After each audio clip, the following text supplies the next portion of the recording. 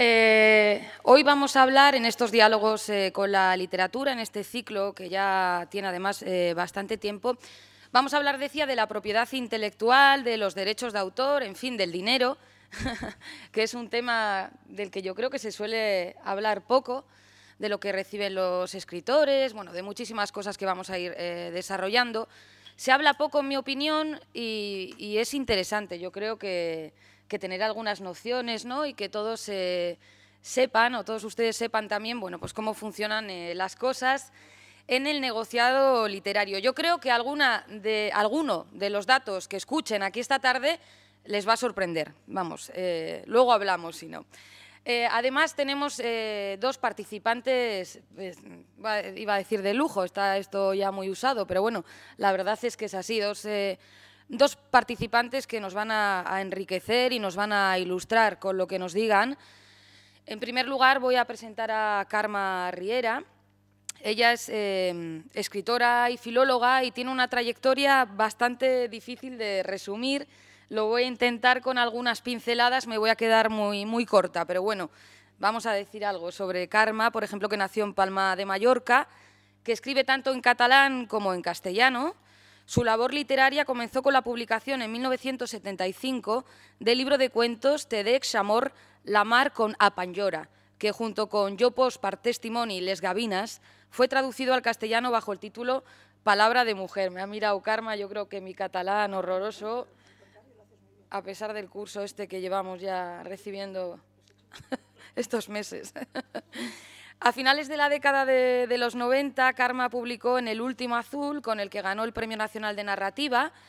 En 2002 mereció el prestigioso Premio Ramon Llull de las Letras, pero además ha merecido el Premio Anagrama de Ensayo, el Premio Internacional Terence Simois, el Josep Pla, bueno, y podría seguir. Ocupa la silla N en la Real Academia de la Lengua.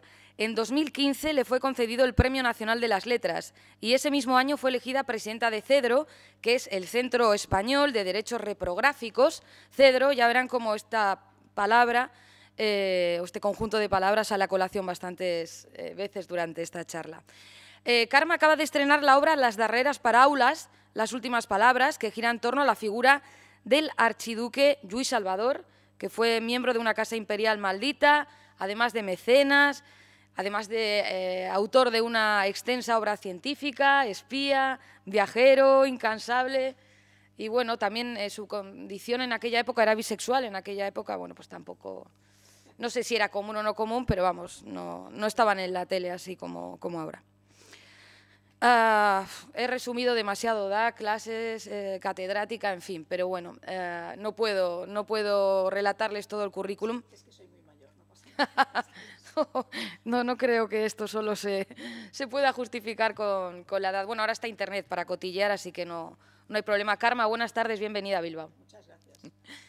Lorenzo Silva también, pues lo mismo, no sabe una muy bien por dónde empezar a presentarle. La suerte es que es bien conocido.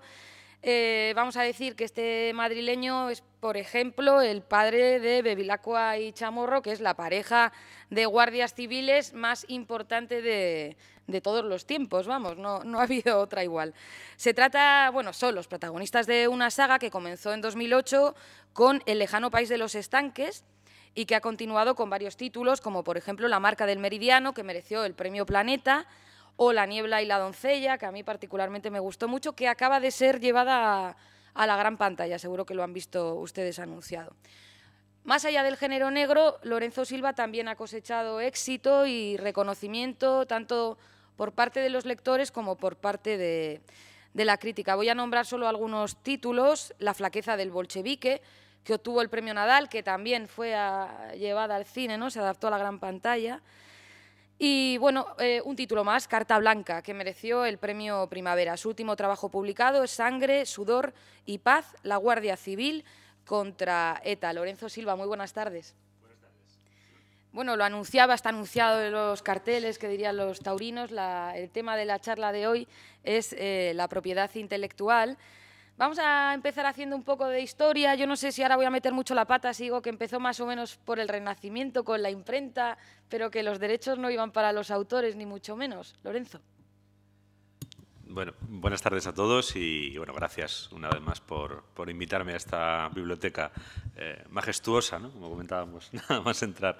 De esto seguro que Carmen sabe más, que además ahora tiene una responsabilidad institucional que le obliga a estar al día, ¿no?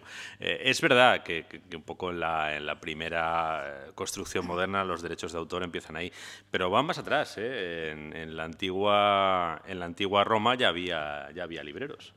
Ya había libreros, lo que pasa es que entonces los derechos estaban vinculados a las copias. Los libreros tenían esclavos o bien trabajadores libres. A los trabajadores libres les pagaban un estipendio, a los esclavos los tenían que mantener. A veces salía más caro el esclavo que el trabajador libre, dicho sea de paso. Y esa mano de obra hacía las copias que se vendían en el foro, ¿no?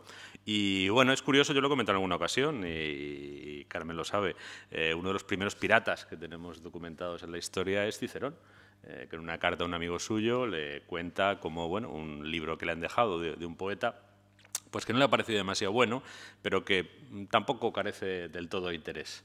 Y entonces le dice a su amigo, voy a dárselo a un esclavo para que me lo copie y entonces cuando lo haya copiado te lo devolveré. Bueno, pues eso estaba destruyendo los derechos que en ese momento tenían los libreros romanos, que al poeta o al autor, que no era como Cicerón, Cicerón era un hombre bastante acaudalado y no necesitaba ningún tipo de remuneración por sus escritos, pues bueno, al poeta o al dramaturgo o al prosista de turno, pues el librero le pagaba, pero vamos, una cantidad irrisoria, ¿no? En el fondo era una forma casi de mecenazgo, ¿no? O sea, podemos retroceder todavía más, ¿no? Los libros siempre han tenido un valor en el mercado, siempre han representado una riqueza, siempre han generado un comercio y, por tanto, siempre han generado derechos. Lo que se ha tardado mucho es en que una parte de ese valor, una parte de esa riqueza y una parte de esos derechos se asigne legalmente a los autores y se proteja a los autores en su derecho a esa parte de la riqueza, ¿no? Eso quizá no se consiguió del todo, Carmen me corregirá, hasta el siglo XIX. Y bueno, pues lo hemos destruido en el siglo XXI, en apenas 15 años del siglo XXI, lo hemos destruido y hemos vuelto a la antigua Roma, ¿no? Carmen, algo que... Sí, bueno, yo siempre tengo un verdadero conflicto con las máquinas, pero me parece que sí que lo he hecho bien, no le he dado al botón acertado. No, un apunte o una cuestión a lo que tú decías, que es absolutamente así, pero quizá también Cicerón, cuando decía no es muy bueno, pero he mandado copiarlo, era en cierto modo un homenaje, porque es verdad que muchas veces los autores o los colegas o cualquier otro rico que pudiera mandar copiar un texto era para tenerlo para su biblioteca. Es decir, es verdad que era pirateado, pero también era, por supuesto, agradable para la persona que había compuesto aquel texto que alguien lo recogiera en su biblioteca habiendo mandado que se copiara. Yo creo que en realidad la cuestión, yo muchas veces me acuerdo del pobre Cervantes o de los pobres autores del Renacimiento que tenían que mendigar a un mecenas para que les ayudara, porque en realidad los derechos iban mucho más a lo que se podía considerar el librero o el impresor, que muchas veces coincidían, Juan de la Cuesta, por ejemplo, en el caso de Cervantes, que al propio Cervantes, ¿no? Y por tanto buscaban a un conde, a un duque, a un grande que les ayudara, que les financiara, ¿no? Basta pensar en Lope de Vega con los diferentes, el duque de Sesa, por ejemplo, el que hace en cierto modo, pues le escribe las cartas amorosas que él no sabe escribir con tanta soltura como Lope. Pero claro, es hasta el 19, aunque me parece que hacia 1700 y pico en Inglaterra, en las leyes de la reina Ana, son las que primero nos ayudan a entender eso, porque allí sí que se pide ya un estipendio para el autor. Y con nosotros, en el caso de España, yo creo que es Carlos III el que da en alguna de las famosas pragmáticas una referencia a que los autores deben ser, en principio, compensados por los libros que vayan a divulgar, vamos, que el librero pueda, en principio, vender. Pero es, por supuesto, a partir de Carlos III que tantas cosas cambia, en cierto modo, en sentido positivo, ¿no? Pero luego en el siglo XIX, yo me acuerdo siempre de lo que decía Zorrilla, porque claro, también pasaba en relación, los autores de teatro vendían los derechos, Lope los vendía, por supuesto, Lope, vamos, era el autor se llamaba así entonces, el que cobraba los derechos, no tanto de las representaciones y de lo que Lope podía escribir. Pero en el caso de Zorrilla, fíjense, las representaciones que se hicieron del Don Juan en el siglo XIX, Zorrilla decía que él no recibía nada más que el aplauso de la gente, que con eso se conformaba, pero sabemos que, lo contaba a sus amistades, que realmente maldito el día que que vendió los derechos del tenorio.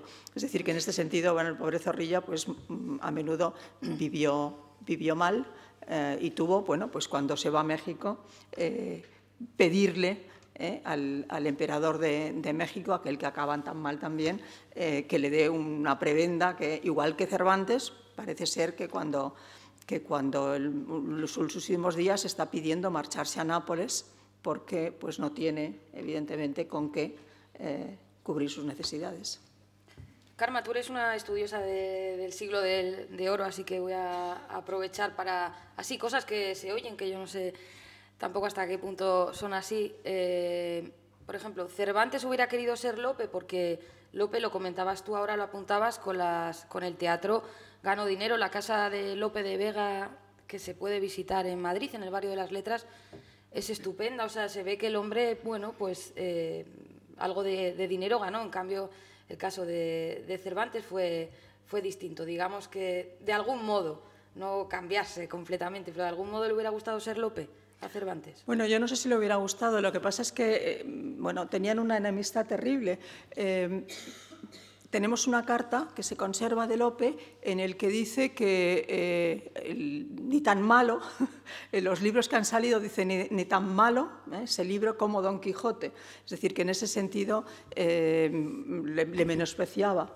Pero parece ser que también Cervantes menospreciaba a Lope, cuando en el prólogo del Quijote cuenta que él no va a poner notas al margen, como hacen algunos. Parece ser que es una pulla contra, sobre todo Lope, que Lope, bueno, pues ya sabemos que como era un genio, como le pasaba a Picasso en realidad, lo que hacía era chupar de todos lados, y también de todo lo que eran las misceláneas y de todo lo que eran los escritos que él podía recoger, porque además a veces se las daba, en cierto modo parece ser, de erudito si era necesario, ¿no? Y sobre todo si servía para conquistar a una dama, evidentemente mucho más.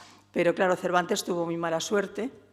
Cervantes, claro, yo creo que a Cervantes le pasaba algo muy curioso, que es que él se había propuesto a sí mismo, necesitaba ser alguien, y lo intenta primero con las armas, porque sabe que con las letras no le ha ido bien, ¿no? Y después, bueno, pues solo queda en el clavo con el Quijote. Y el Quijote tiene tanto éxito y tantas reediciones, y precisamente porque los derechos de autor no funcionan, él sigue siendo, pues no diré que pobrísimo, pero pobre. Y por eso pues está siempre pidiendo, necesitando la ayuda de algún mecenas. Bueno, hasta es apasionante, lo de Lope de Vega, Cervantes, Quevedo, bueno, toda esos escritores, ¿no?, del siglo de oro, que fue un periodo increíble, que yo creo que no se dio además en ningún otro lugar del mundo, y que lo pasaron mal. Y así yo creo que toda la historia de la mayor parte de los escritores, hasta el 19, como apuntaba Lorenzo, pues sería una historia en parte de penurias, de estrecheces económicas, a no ser que ya ellos fueran gente adinerada de por sí. Llegamos al 19, Lorenzo, que es el punto de inflexión que tú nos marcabas antes, y con qué derecho se llega, porque tampoco será como ahora. Bueno, ahora, como decías, nos lo hemos cargado, pero como fue hasta hace poco. Bueno, en el siglo XIX muchos escritores, de los que además tenían éxito, publicaban a través de la prensa, es decir, de folletines, es decir, que publicaban por entregas, ¿no? Y algunos con enorme éxito, incluso transatlántico, ¿no? En Estados Unidos se esperaba el barco que traía las entregas de Dickens, ¿no?, por ejemplo, y había tumultos incluso cuando llegaba ese barco. Bueno, pues digamos que se encontró una manera o un mercado que permitía, por la vía de esa literatura folletinesca por entregas, ir remunerando a los autores, y algunos pues bastante generosamente, ¿no? En el siglo XIX yo creo que es cuando empiezan las primeras leyes que sí reconocen ese derecho de autor por ley, ese derecho de autor que es, bueno, pues más o menos como lo tenemos configurado ahora, ¿no? Un derecho que permanece vinculado a la vida del autor y un periodo posterior a su muerte, eso varía según las legislaciones, y que se traduce en un porcentaje mínimo sobre el precio de venta, con ya muchas peculiaridades, ¿no? Más o menos negociable, más o menos disponible, en función de las leyes. Pero en el siglo XIX se configura en las distintas legislaciones, incluida la española, el derecho de autor o el derecho de propiedad intelectual, tal y como hoy lo entendemos, ¿no? Además, con sus dos facetas, porque el derecho de autor lo reducimos normalmente al dinero, pero el derecho de autor tiene dos partes. Uno es los derechos de propiedad intelectual, los derechos puramente patrimoniales, y otro es el derecho moral, que es el derecho, pues, a que la obra se respete en su integridad, el derecho, por ejemplo, incluso a retirar la obra, si el autor pues la obra deviene contraria a sus convicciones, por ejemplo, que es algo que se puede producir. Es decir, que toda esa configuración más o menos compleja, en términos muy parecidos a como está en las leyes de ahora, que son leyes que vienen básicamente del siglo XX, pues se produce ya en el siglo XIX. Karma, ¿deseas apuntar algo que se haya quedado? No, que la cuestión moral, que a veces yo creo que es más importante que puramente la monetaria, porque la monetaria es muchas veces muy triste. Yo, si me permiten, les voy a contar una anécdota que me pasó. Hace unos años fui a una campaña que se hace en Aragón, muy interesante, que es que te llevan a varios institutos en donde los niños han leído una obra tuya. La lleva Ramón Acín, que es un novelista y además una persona estupenda, y me llevaron a unos institutos, se habían reunido todos los chicos y entonces, bueno, armaban un follón enorme. Yo, como he sido profesora también de instituto, finalmente los calmé, sacando algunos fuera de la sala, y cuando ya los tenía domados, y era el final, un chico levantó la mano y me dijo: tú debes ser muy rica. Digo yo: ¿por qué lo dices? Dice: porque hemos comprado todos tu libro. Dice: ¿qué ha costado el libro? Era en bolsillo. Me dice: 7 euros. Digo: pues yo de estos 7 euros he percibido 0, claro, es el 5% de los 7 euros, y además de eso le he dado a mi agente su 10%. Y Hacienda me espera al final. Bueno, ya, eso ya no cuenta, pero quiero decir, de esos 7 euros hubieran sido 70 céntimos con el 10, pues eran 35 céntimos. Les prometo que no les pude calmar más. Se fueron al recreo porque me consideraron pobrísima. Es decir, lo que a ellos les interesa, lo que ellos pensaban es, bueno, pues si hemos pagado 7 euros y eran casi 300, aunque hubieran sido 200 los que se habían comprado el libro y los otros se lo habían pasado, pues estás muy rica, porque claro, debe pasar eso con todos los libros, y este es barato, los más caros. Pues les parecí absolutamente miserable y ya no les interesó nada, y el ejercicio que había hecho de domarlos fue, vamos, se fue a la porra, porque se fueron enseguida al recreo, claro. Quiero decir que muchas veces la gente piensa eso, ¿no? Lorenzo puede corroborar si digo la verdad, y es que es un miserable 10%, pero cuando es bolsillo es un 5%. Antes, cuando las cosas iban de otra manera, los agentes literarios que bregaban por nosotros, y así no había que hablar de dinero, que es cosa siempre muy desagradable, solían pedir al editor un anticipo sobre las ventas, y en ese caso sí que a lo mejor te caía una cantidad aceptable con la que podías pensar en hacer un viaje o hacer algo más interesante de lo que es la vida cotidiana, ¿no? O, claro, o si te caía un premio. Lorenzo ha ganado el más dotado, que es el Planeta, pero estoy segura que él nos puede contar que en el fondo esos 600.000, €1, no son tales. Es decir, son tales, pero no lo son, o sea que casi que cuéntate un poco.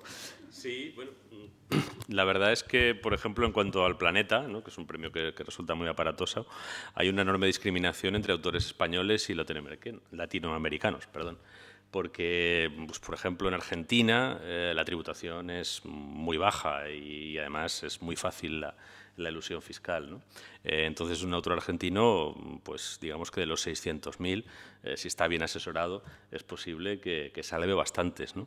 Un autor español, pues de esos 600.000 acabará viendo 200 A mí me pilló además el IRPF incrementado por Rajoy, que le estoy muy, muy agradecido por justamente haberme pillado a mí en ese año.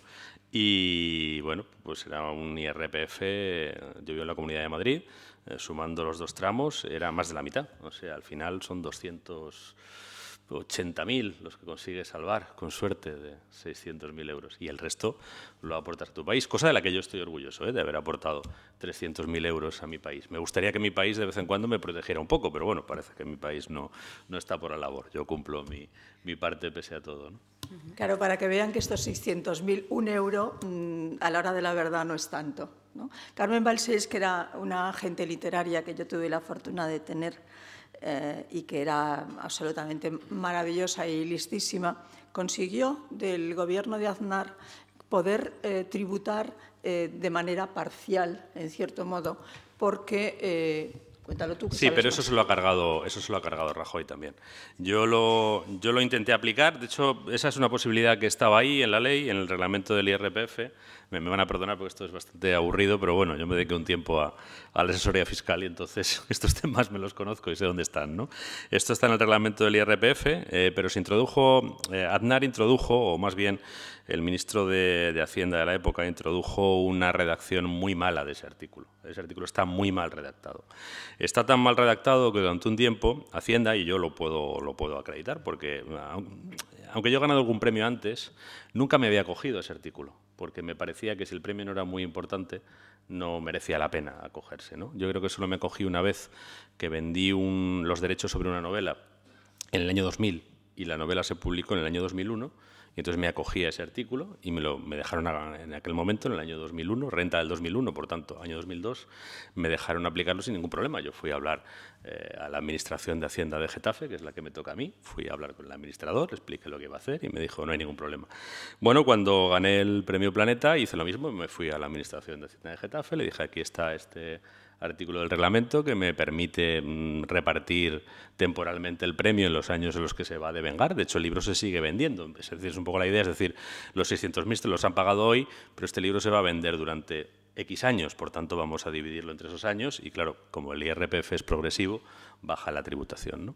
Bueno, pues yo se lo expliqué al administrador, que era otro, y me dijo, pues yo no estoy de acuerdo, lo quiero todo este año. Y dije, pero vamos a ver si esto yo lo he podido hacer. Pero hemos cambiado de interpretación.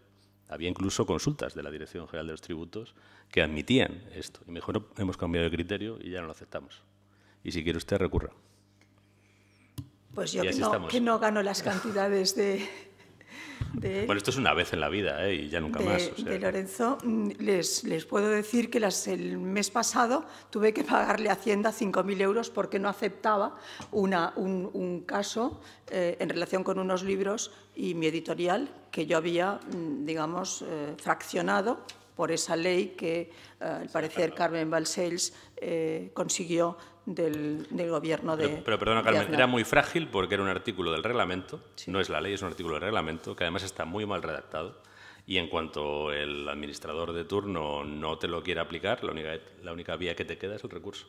De todos modos, yo otra vez gané a Hacienda y ha sido el mejor negocio que he podido hacer porque me devolvieron el importe con el 5%, imagínense. Por la misma razón, por haber dividido. Pero vamos, el asesor fiscal dice que ahora también pasará, pero me parece que ya no con el 5%. Y según lo que tú me dices, fatal. Es decir, nada, no recuperaré nada. Bueno, pues ya ven, cuando escuchen el año que viene el ganador del Planeta 600.000 euros y digan, jo, esta gente que bien vive, qué pasta se levanta aquí con un libro, pues ya verán, ya se acordarán que no es tanta. 600.001 y lo de ese euro ahí. 601.000. 601.000. Es que era 100 millones de pesetas y cuando llegó el euro se convirtió y en lo que queda es en 601.000. Es que si no el euro era un poco loco. Bueno, se ha mencionado ya un par de veces a Carmen Balcells. Vamos a ir avanzando en el tiempo en esta pequeña historia de los derechos de autor y la propiedad intelectual. Carmen Balcells es un nombre muy importante, fue una persona importantísima en esta área que, bueno, me gustaría que me hablarais los dos un poquito de ella. De lo que aportó, de cómo era, sí. Si habéis tratasteis con ella. Yo tuve la enorme fortuna de conocer a Carmen Balcells Porque me llamó ella, pero no porque yo sea nada, en fin, excepcional en ese sentido, ni mucho menos, sino porque ella tenía muchos autores en lengua castellana y no tenía ningún autor en lengua catalana. Y un buen día del año 80 me llamó, me dijo que si yo tenía representante, yo le dije que no tenía, y que le llevara los contratos a la agencia y que hablaríamos. Yo le dije, ¿contratos? ¿Contratos? ¿Qué contratos? Y me dijo, pues te has publicado 2 libros que han tenido mucho éxito, y era verdad entonces, o sea, 2 antologías, bueno, no antologías, sino 2 conjuntos de relatos breves. Mi editor, al que yo quise mucho, que era Alfonso Carlos Comín, quizá les suene, el padre de uno de los consellers que ahora están en Bruselas, pues Alfonso Carlos Comín me decía, fíjate qué bien, los libros que tú vendes hacen posible que otros compañeros tuyos que no vendan puedan publicar. Y yo, que entonces era tonta del bote, le decía que sí, que muy bien, que estupendo. Entonces, bueno, Carmen Balcells me dijo, pero ¿tú en qué mundo vives? ¿Pero qué estafa es esta? ¿Desde cuándo te pasa eso? Yo dije, pues desde el año 75. O sea, que desde el año 75 no has cobrado. Y yo le dije, pues no, pues me dijo, esto se va a acabar, o sea, yo esto lo arreglo yo enseguida.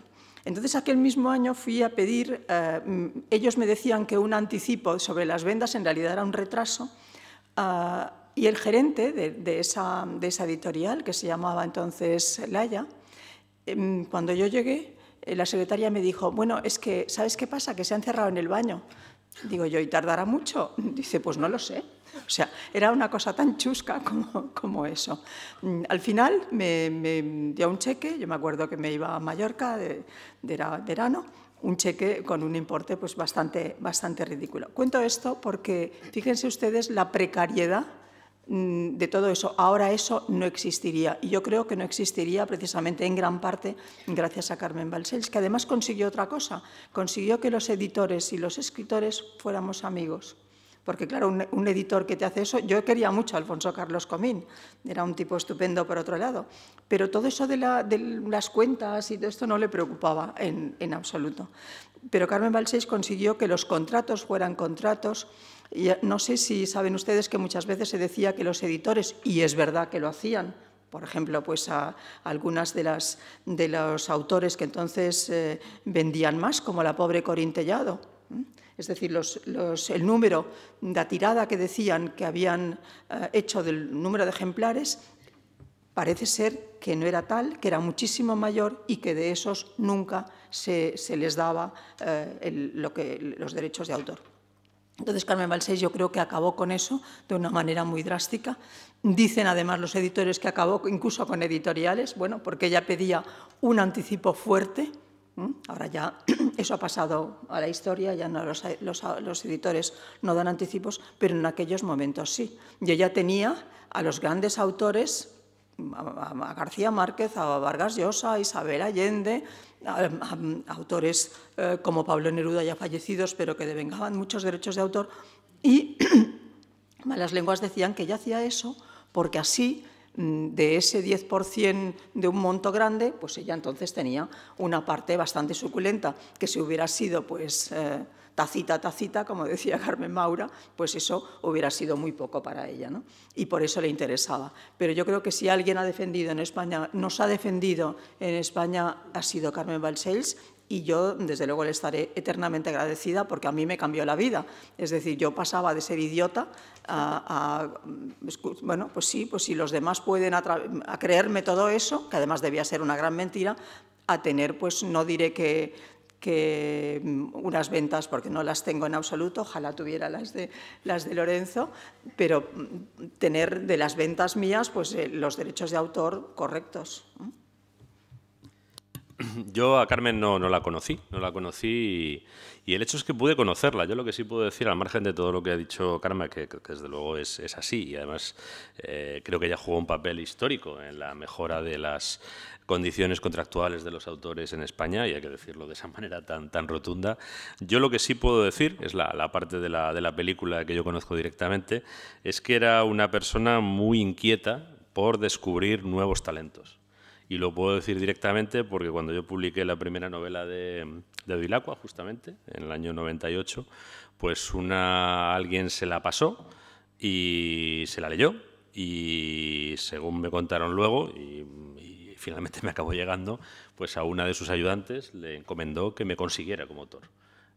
Yo en ese momento tenía otra agente, y me llegó la embajada de Carmen Balcells y bueno, era muy contundente, pues como que, en fin, que Carmen te ha leído, que le parece que tienes un futuro enorme y que te queremos representar. Y bueno, yo es que soy un poco chapado a la antigua, ¿no? Y a mí me llevaba a los asuntos una agente que había sido desde el principio, desde los tiempos en los que nadie confiaba en mí. Ella me llevaba los temas, me los sigue llevando, de hecho, en España, y había sido una persona leal, una persona honrada, y bueno, yo no podía irme con el primero que llegara, aunque fuera Carmen Balcells, ¿no? Y así se lo dije, le dije, mira, no sé, yo en este momento tengo un representante con el que estoy contento y que es una persona leal y íntegra, y creo que sería desleal por mi parte irme a saltar ahora rápidamente a un barco más veloz que pasa por el lado, ¿no? Pero bueno, lo que es la vida y lo que son las cosas, ¿no? Al cabo de los años, al cabo de casi 20 años, pues yo he llegado a un acuerdo con mi agente, ella me representa en España, y ahora Balcells me representa internacionalmente, ya no Carmen, porque ya no está ella, pero sí su gente, entre ellas, pues aquella ayudante que me llamó hace 20 años y a la que le dije que no. No se equivocó Carmen Balcells cuando dijo que ibas a tener una gran trayectoria, ¿eh? ¿Qué ojo tenía? No sé. Añadir algo, tenía un ojo extraordinario, solía hacer ese tipo de gestiones con la gente joven que le interesaba porque además en ese sentido ella leía los textos y no sé si lloró en ese caso, pero si lloraba es que ya era maravilloso. Si lloraba podía bueno, pues pedir por tu libro lo que fuera, porque le parecía que era, bueno, pues que si ella lloraba con el libro es que el libro merecía el premio Nobel. Pero es verdad que no solo con los autores consagrados, como podía ser pues García Márquez, que decía que no se compraba una camisa sin consultarla y que no hacía nada sin que ella lo supiera, cosa que es absolutamente verdad, sino con la gente joven. Y lo que puedo decir es que no solo era tu agente, sino que era tu amiga. Yo me acuerdo que cuando gané el premio el que equivale, para que ustedes puedan hacerse una idea, al Nadal en castellano, que es el Josep Pla, Rosa Regás había ganado el Nadal y entonces la llamó un hermano suyo y le dijo, oye, han ganado esos premios tus amigas. Y ella le contestó, ¿qué amigas? ¿Clientas? Es decir, para que vean ustedes la ironía que ella pues siempre gastaba y lo estupenda que era. Además, yo es la persona más generosa que he conocido y la que más, no sé, más disfrutaba con la literatura y yo creo que la que le dio un sesgo en este sentido, la que nos liberó de penas, por lo menos a mí, y creo que a mucha otra gente entre las agentes españolas y, por supuesto, yo creo que es la más importante para la literatura, o que ha sido la más importante para la literatura en lengua castellana. De manera que yo, que la quise tanto, pues me alegra mucho de que nos hagas esta pregunta, porque creo que es de justicia recordarla.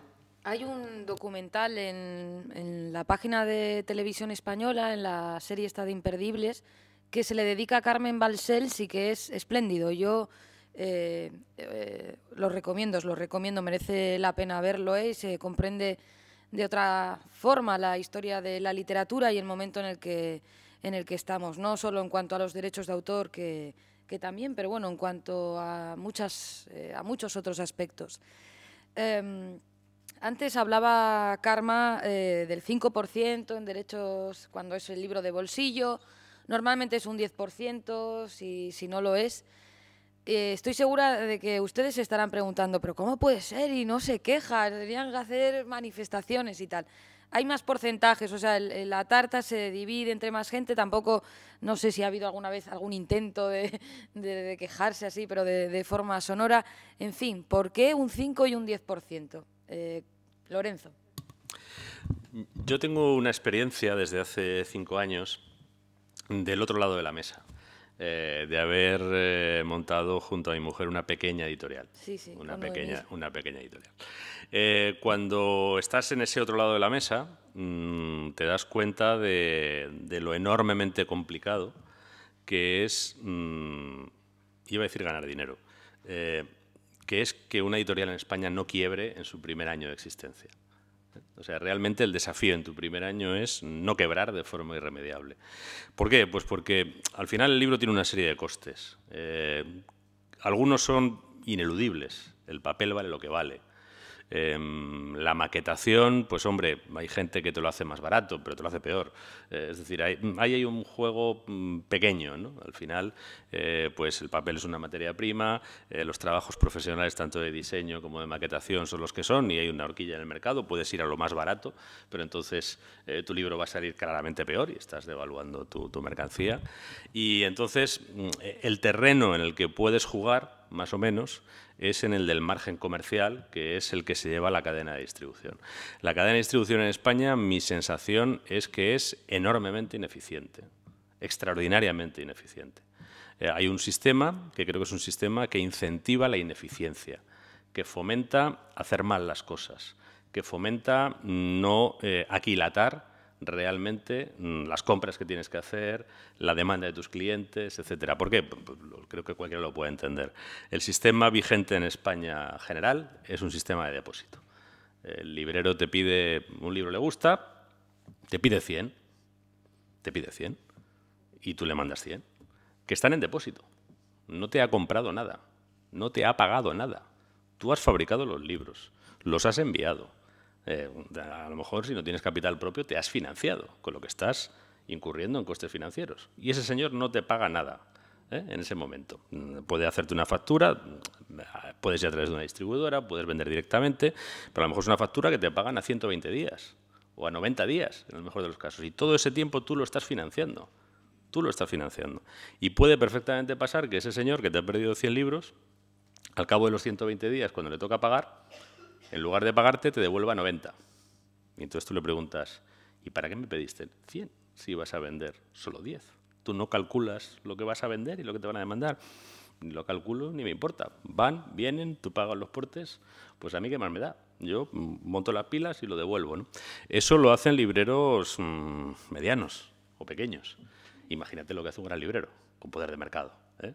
Un FNAC, un Corte Inglés, Bueno, nosotros, por ejemplo, con una editorial muy pequeñita, tuvimos que llegar a la... Bueno, para empezar ahora no distribuimos en todas partes y nosotros tuvimos que aprender que cuando alguien te pide 100 libros, a veces no tienes que servírselos. A veces tienes que decir, pues te voy a servir 10. Y si vendes los 10, pues me pides más y los imprimiré. Porque si te vuelves loco, imprimes, pues a lo mejor se te rompe el stock. Nosotros al principio con los libros que tenían éxito se nos rompía el stock. Y imprimías más, los mandabas y al final conseguías tener un montón de libros en el almacén que no has vendido, que has fabricado, que has financiado y que encima te están generando mes a mes un coste de almacenaje. Con lo que realmente la gestión económica del negocio editorial es endiablada, es muy difícil, realmente muy difícil. Y esa cadena de distribución tan ineficiente se come mucha parte del precio de venta, porque los libros van, los libros vienen, los libros se deterioran. Es decir, yo creo que hay una enorme ineficiencia en la cadena de distribución en España.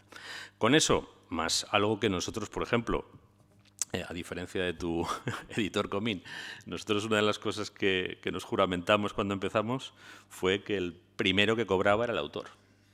Y sobre todo nosotros publicamos mucha poesía y en España hay una especie de entendimiento general que es que el poeta cobra en vanidad, en ver su nombre impreso en un volumen, y no cobra nunca, ¿no? Nosotros a todos nuestros poetas les hemos pagado el 10% de derechos, ¿no?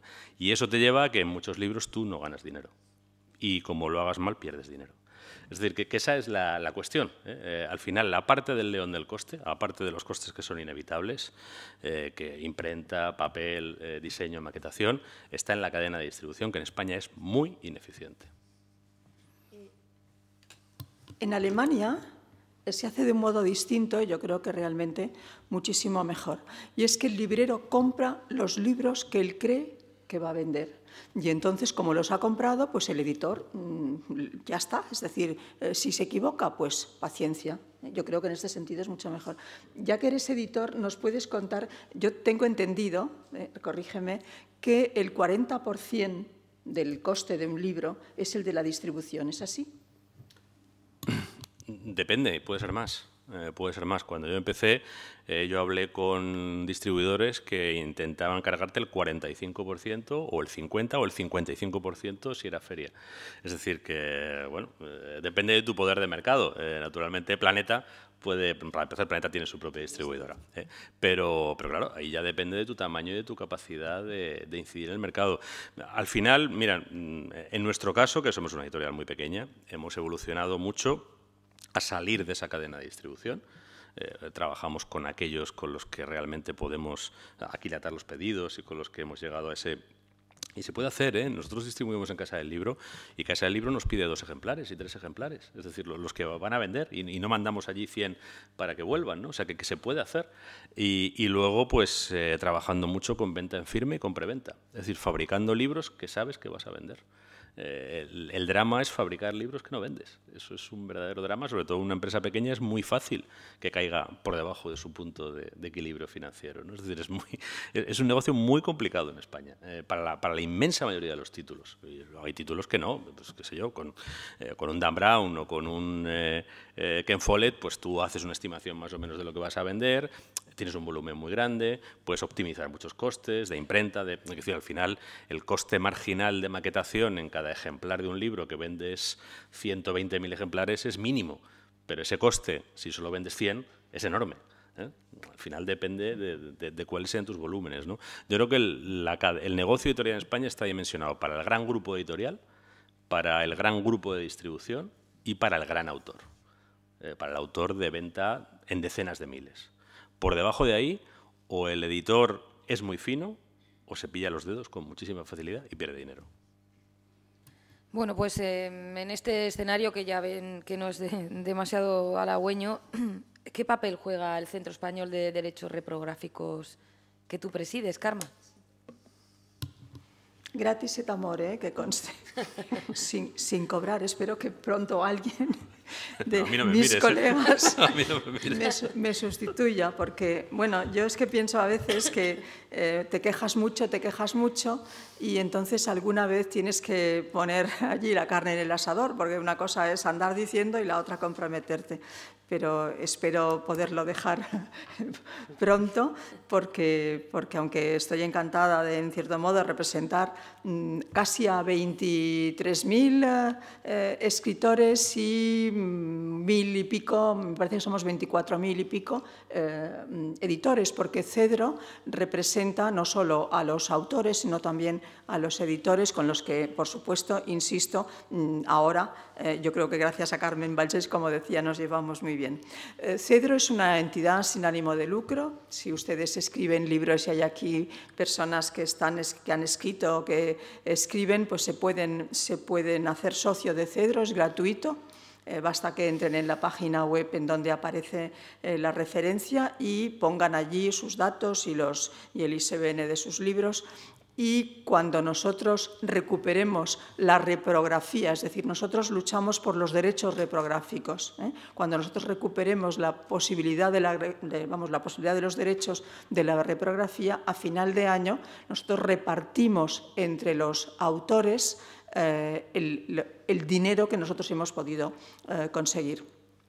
Además de eso, Cedro tiene un 20% de lo que recibe por esos derechos que va a cuestiones sociales. No pueden ustedes imaginarse, y esto es realmente triste, la situación de muchos escritores y de otros escritores de los que no hemos hablado, pero yo considero que son los traductores.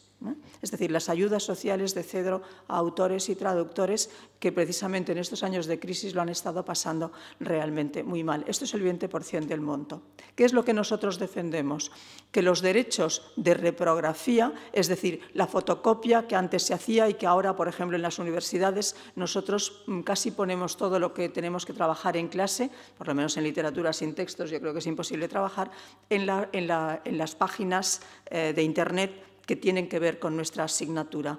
Cuando yo subo un poema de Blas de Otero, yo creo que es justo que Blas de Otero, que la Fundación Blas de Otero tenga sus derechos. O cuando cojo un texto de Lorenzo Silva, también es justo que por ese texto que mis estudiantes 50, 70, 120 van a trabajar, tú tengas una remuneración. Eso es por lo que lucha Cedro, por los derechos de reprografía, no por los derechos de autor que otras asociaciones trabajan. Y entonces, en este sentido, pues yo creo que hay varias cosas que hemos podido no hace mucho ganar. Por cierto, Lorenzo tiene el premio Cedro a aquel autor, entidad, es la primera vez que lo dimos, se lo dimos a él por unanimidad del jurado, porque realmente pues, defiende y ha defendido siempre los derechos de los autores. Y por eso pensamos que podíamos crear ese premio, en el que se le dio naturalmente un objeto, porque, insisto, Cedro es pobre y cuando no tenemos dinero hay que repartirlo, no hay que crear grandes lujos. Pero yo creo que es importante, en ese sentido, que se luche por los derechos de autor. Tenemos también en Cedro un premio que se titula Es de Libro, que va destinado a los colegios y a los institutos para que los profesores enseñen a que no hay que piratear, porque esta es otra de las obsesiones que tenemos en Cedro. Es decir, ahora hay una campaña que la ha organizado el Ministerio muy clarita: el que piratea, roba. Es decir, estamos intentando que los chicos y chicas de los institutos y de los colegios y sus profesores hagan un tipo de trabajo en el que el cortar y pegar esté prohibido, en el que se fomente el intercambio de conocimientos, y por tanto damos un premio que consiste, también modesto, pero que tiene interés porque han pasado muchísimos muchachos. Me parece que este año es el número, me parece que es el 12º o el 13º de los premios. Damos un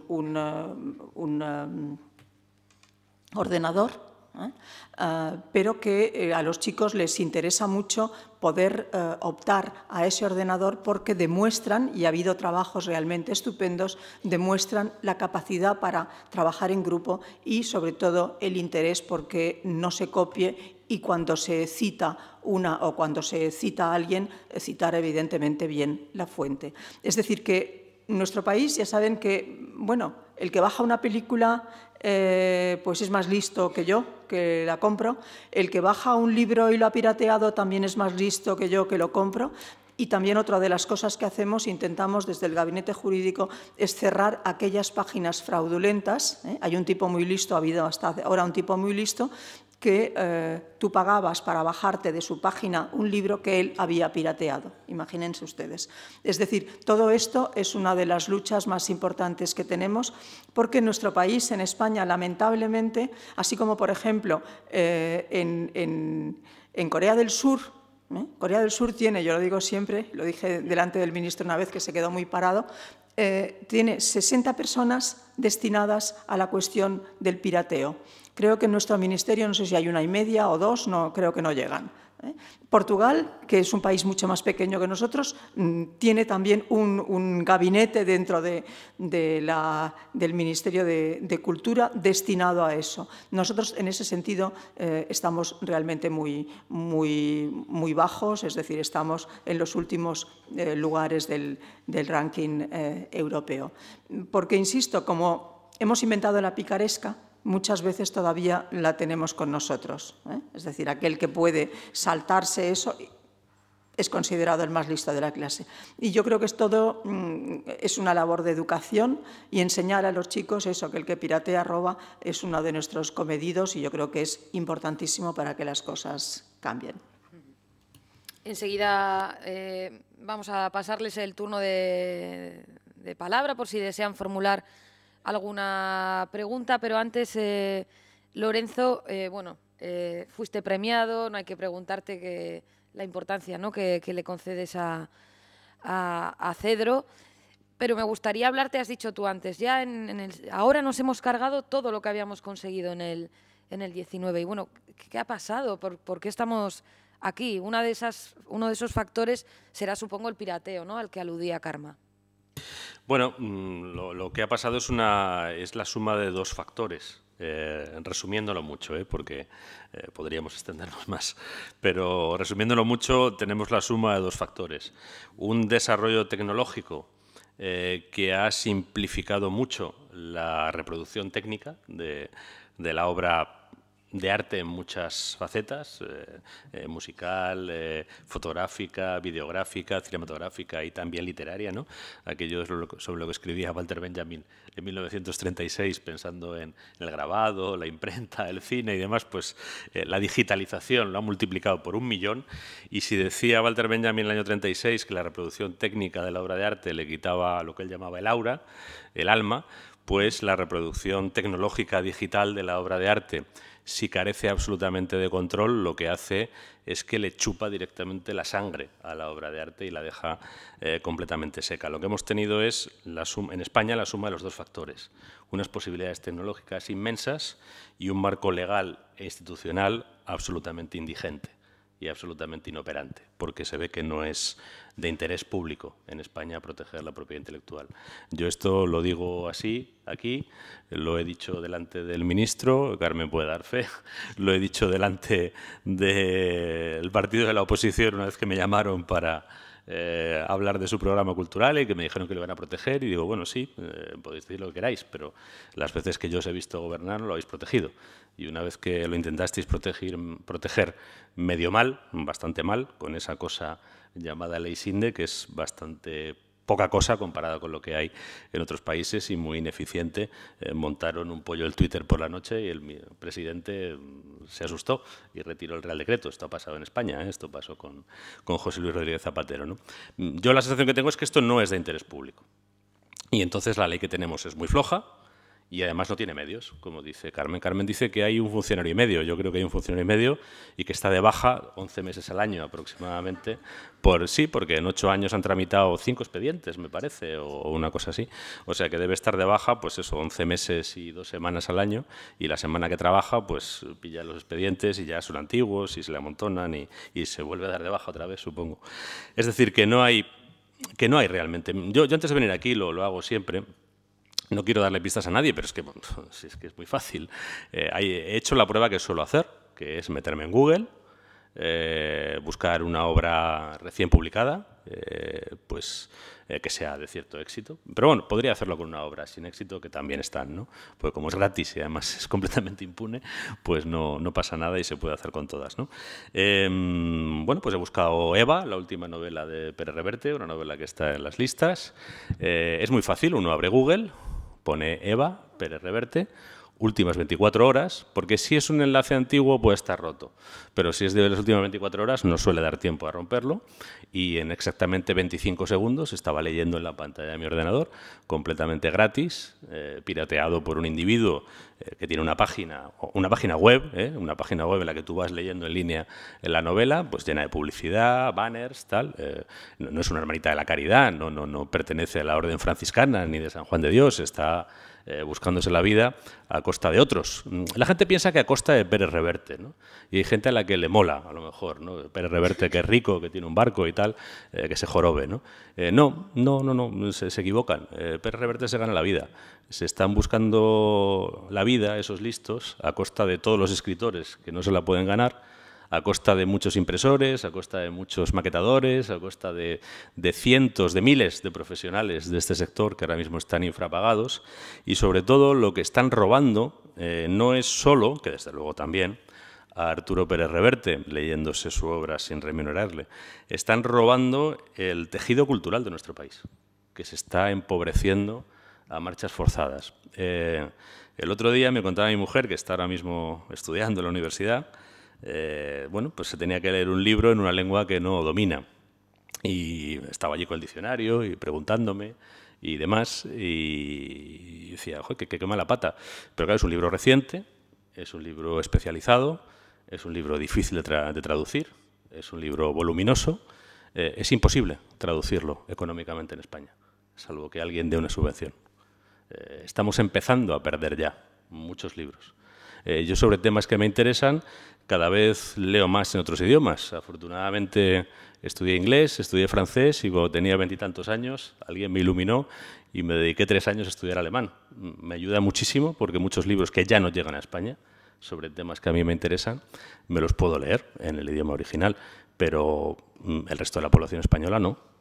Una parte muy grande de la población española lee en inglés con dificultad y nada más.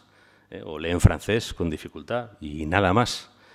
Por tanto, cuando estamos destruyendo la posibilidad económica de publicar libros de cierto valor, y una traducción de un libro importante siempre es un libro de cierto valor, primero porque tiene el valor de editar ese contenido y segundo porque hay que hacer una traducción que bien hecha es costosa, pues sencillamente los perdemos y están desapareciendo. Eso es lo que estamos haciendo ante la pasividad absoluta de las autoridades que parece que no tienen esto como prioridad.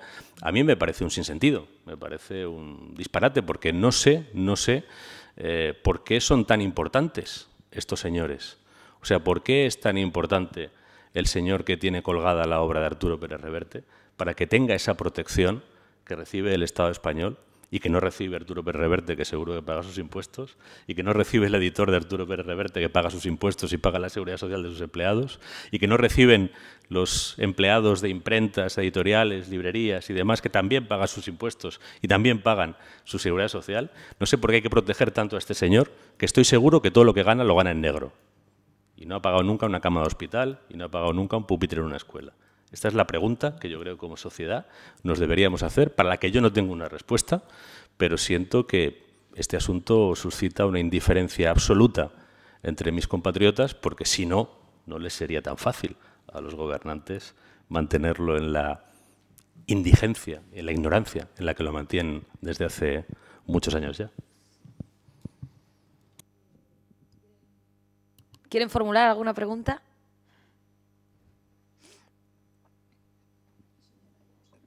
Sí.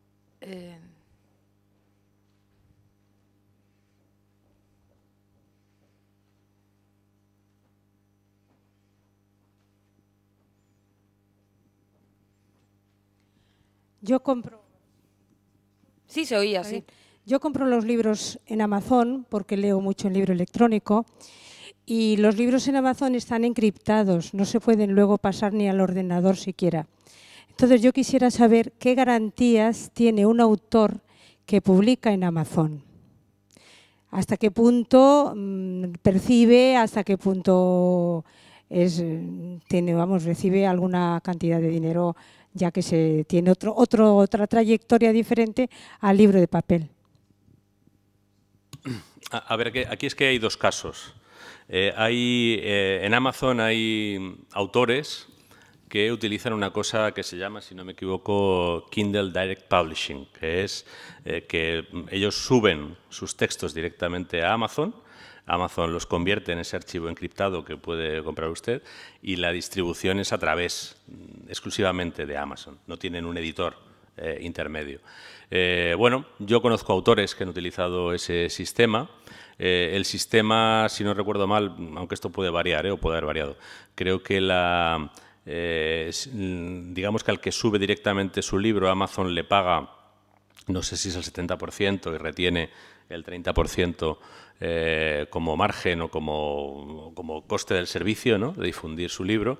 Y bueno, hay de todo. Yo conozco gente que está muy contenta y gente que está muy descontenta, porque digamos que aunque las condiciones son aparentemente muy buenas, cobrar el 70% parece de entrada que está muy bien, a la hora de la verdad, en la práctica, en el enorme magma que es Amazon, que podemos estar hablando ahora mismo de un catálogo solo en español de a lo mejor 400.000 o 500.000 títulos vivos, como Amazon no hace absolutamente nada por promocionar tu libro, salvo que le pagues, tu libro es completamente invisible y al final solo lo compran tus amigos, tus familiares y en algunos casos el propio autor para subir las ventas y para mejorar la posición, ¿no?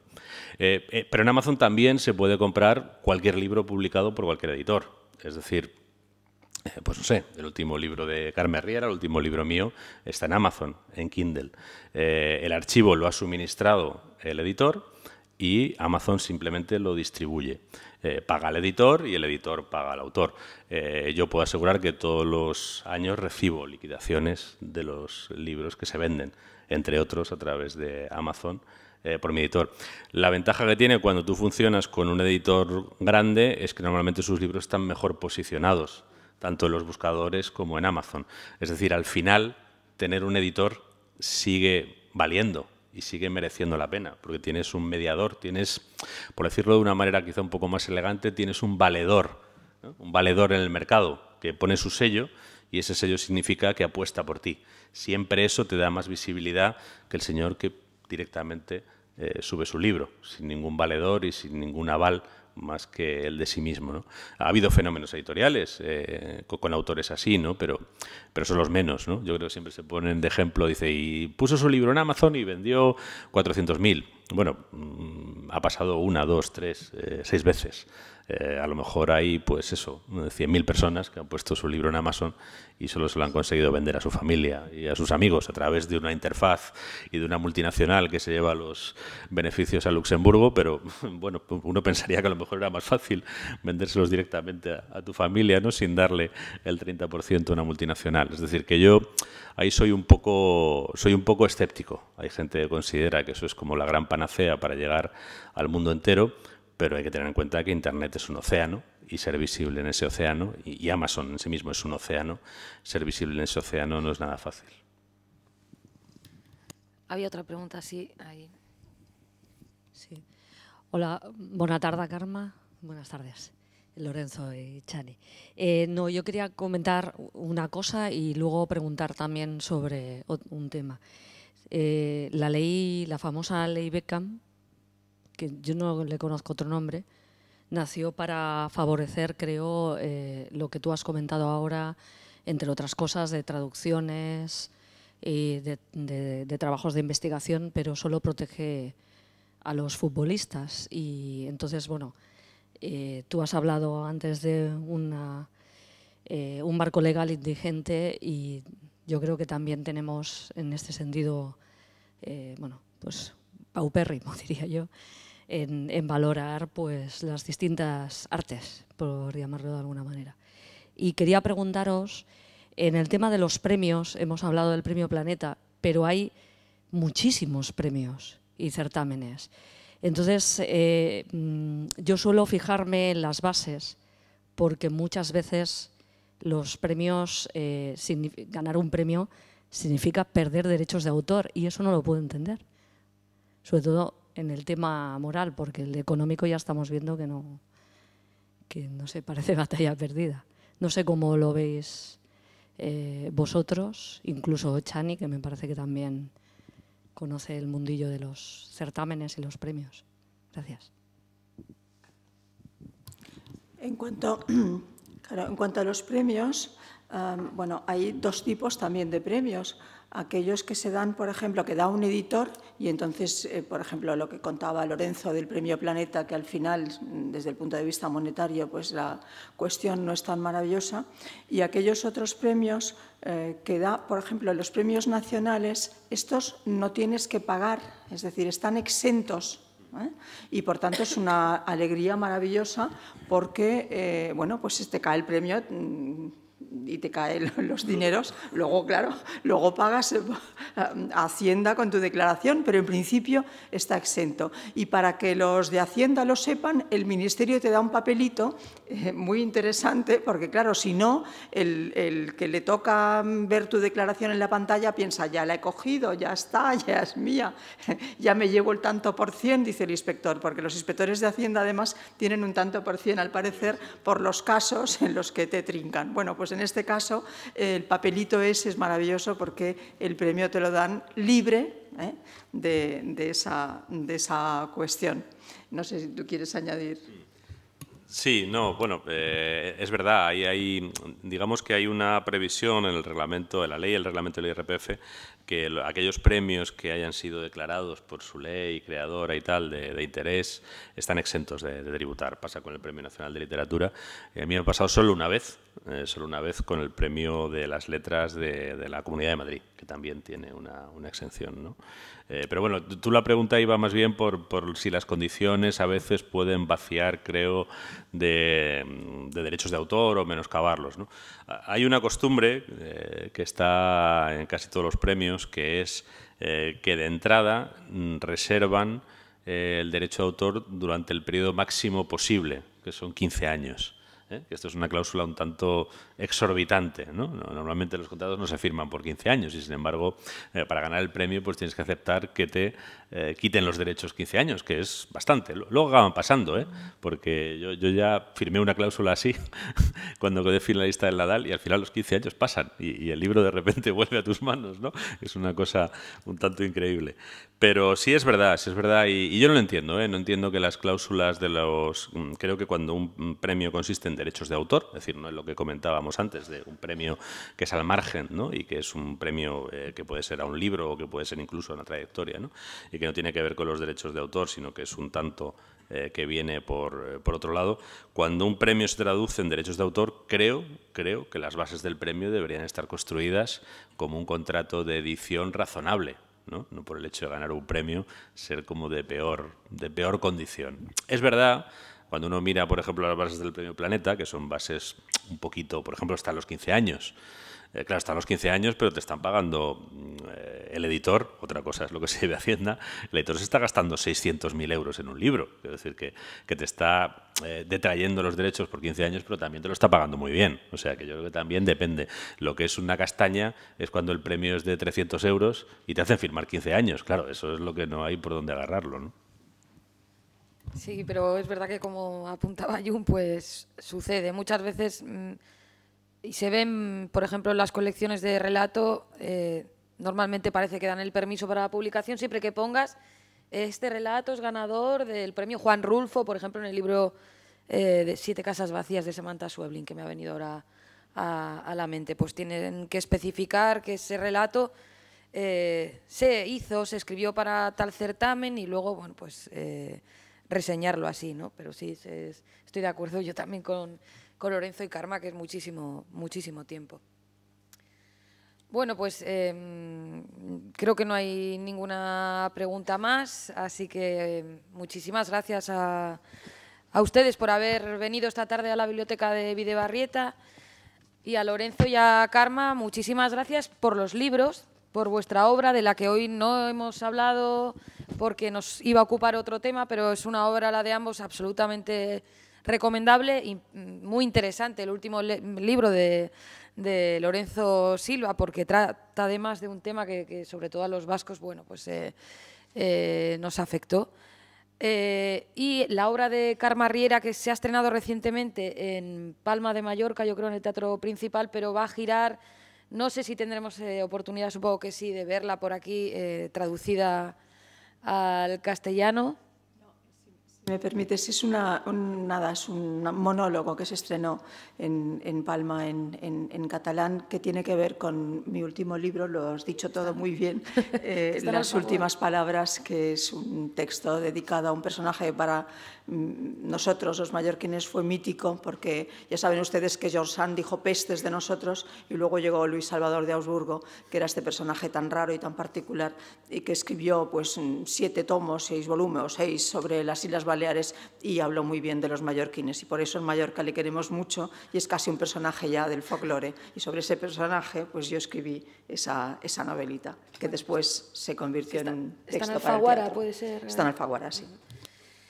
Bueno, pues la obra de ambos, como decía, muchas gracias por la misma. Muchas gracias sobre todo por defender los derechos de escritores que quizá no tengan un megáfono, ¿no?, tan alto, tan potente como el que tenéis. Yo, si me permites, sí quería decir, lo he dicho antes, pero lo quería subrayar más, la desprotección del derecho de autor, sobre todo a lo que afecta es a la diversidad cultural y sobre todo lo que afecta es a los autores con menos poder y con menos fuerza.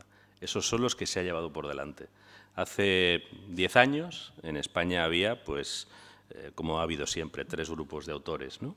Autores que venden mucho, autores que venden razonablemente y autores muy minoritarios. Hasta hace 5 o 6 años, los autores que venden mucho pues pueden vivir, por supuesto. Los autores que vendían razonablemente podían vivir razonablemente de su trabajo.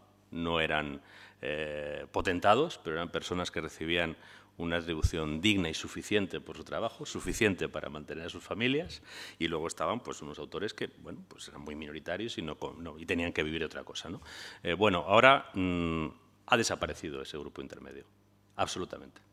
Ahora ya solo queda, con sentido económico para poder dedicar tu vida a esa labor y poder con ella sostener a tu familia, solo los autores del grupo de cabeza. Todo lo demás ha sido barrido, y los que han pagado han sido los del escalafón hacia abajo.